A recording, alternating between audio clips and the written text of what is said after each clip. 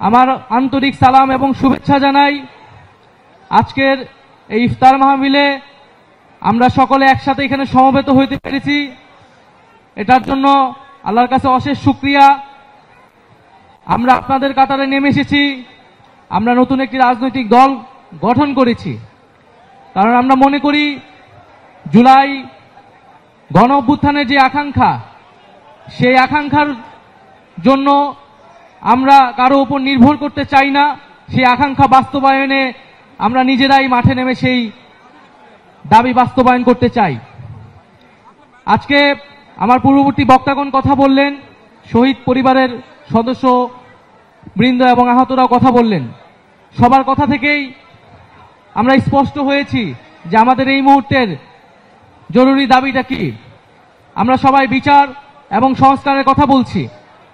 5ই August পরবর্তী এই নতুন বাংলাদেশে এই যে সরকার গঠিত হয়েছে এবং যারা এই রাজনীতি করতে চাচ্ছে সামনে, তাদের সকলের ন্যায্যতা হচ্ছে এই শহীদ পরিবার এবং এই আহত যোদ্ধা বৃন্দ।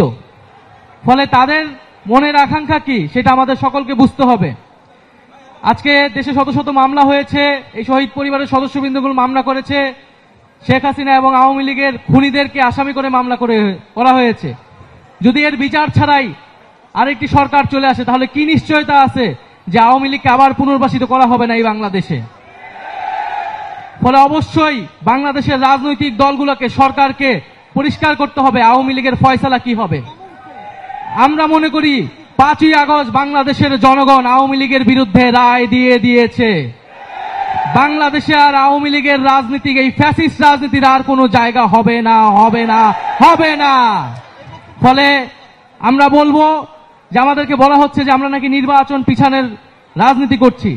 খুব পরিষ্কারভাবেই বলতে চাই, পাল্টা কথা আপনাদেরকে বলতে চাই যে আপনারা বিচার ও সংস্কার পিছানোর রাজনীতি করবেন না। বিচার ও সংস্কারের প্রতি ঐক্যমত পোষণ করুন।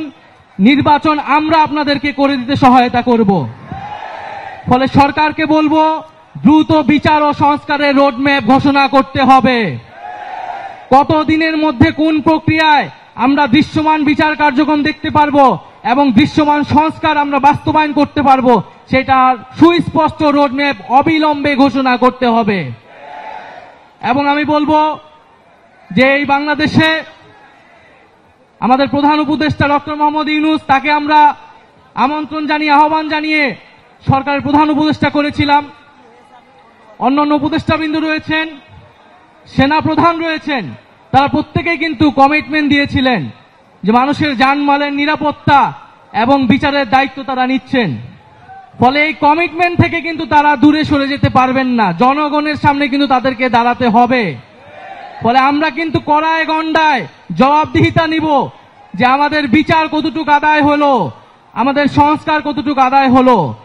রাজনৈতিক দলগুলা যদি নির্বাচনের জন্য এতই তাড়াহুড়া করে, ভোট চেতে গেলে কিন্তু সেই জবাবদিহিতা তাদেরকে দিতে হবে। ফলে আমি বলবো যে বাংলাদেশে যে ঐক্যমত প্রতিষ্ঠিত হয়েছে, আমরা সেই ঐক্যমত ধরে রাখতে চাই। আমরা কেউই নির্বাচনের বিরুদ্ধে না, বরং নির্বাচনে অংশগ্রহণ করব বলে আমরা নিজেরাও একটা রাজনৈতিক দল গঠন করেছি। কিন্তু আমরা বলছি যে বিচার, সংস্কার এবং নির্বাচনের ক্ষেত্রে আমরা বলেছি গণপরিষদ নির্বাচন। কারণ এই জুলাই গণ অভ্যুত্থানের মধ্যে দিয়ে এই সংবিধান, এই ফ্যাসিস্ট সংবিধান অকার্যকর হয়েছে, ব্যর্থ প্রমাণিত হয়েছে। ফলে জুলাই গণ অভ্যুত্থানকে একটি সাংবিধানিক স্বীকৃতি দিয়ে একটি নতুন একটি সংবিধান এই জাতিকে আমরা উপহার দিয়ে যাব ইনশাআল্লাহ। ফলে আজকে আমি আর কথা বাড়াচ্ছি না, আমি রাজপথে এসেছি আপনাদের কাতারে, আপনাদের কথা শোনার জন্য, আপনাদের দাবিগুলো আদায় করার জন্য।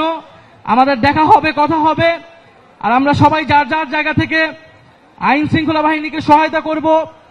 আমরা কেউ নিজেরা আইন হাতে তুলে নিব না। কোনো ধরনের মব তৈরির যে রাজনীতি, যে অপচেষ্টা চালানো হচ্ছে, বাংলাদেশকে, আমাদের ধর্ম ইসলামকে নেতিবাচকভাবে উপস্থাপনের চেষ্টা, ষড়যন্ত্র অনেক গ্রুপ করছে, আমরা সেগুলো প্রতিহত করব এবং আমরা সম্মিলিতভাবে আমাদের যে দাবি বিচার, সংস্কার এবং গণপরিষদ নির্বাচনের মাধ্যমে সংবিধান, সেটি আদায়ে খুব দ্রুতই আবার রাজপথে নামবো। আসসালামু আলাইকুম।